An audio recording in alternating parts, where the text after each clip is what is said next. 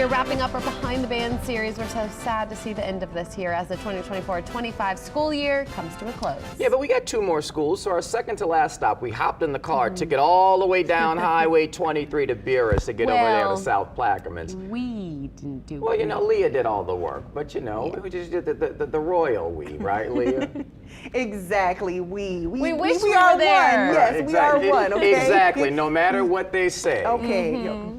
I'm not going to go there right now because we're talking about the Marching Hurricanes, okay? They are not shy about the fact that they are a smaller band, smaller than most we've covered, but that still doesn't shake any of their confidence, to say the absolute least. For 8 years now, band director Whit Riley says that he has pushed students to perform and challenge them with different arrangements. Of course, he's a graduate of Grambling, so he is all about the music. Riley takes that very seriously, but he also reminds his students that they should be having fun because band is fun. That mix of structure and joy has really created a space where students tell me they feel seen, heard, and most of all, free to be themselves.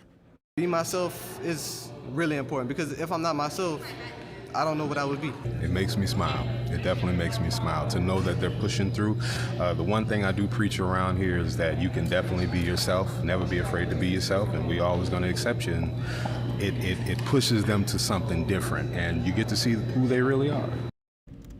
And as the school year comes to a close, Riley, of course, is already looking ahead to next year, where he's going to be welcoming a next and new group of aspiring musicians. Of course, they do it real big down there when they march in parades. They do all the little dancing and all the things as we know and love. But I think one thing I really want to point out is that a student actually a few years ago passed away in an accident by a motorcycle. So Mr. Riley said that they really try and just stay focused on their whole mission, because that really hurt a lot of the students there.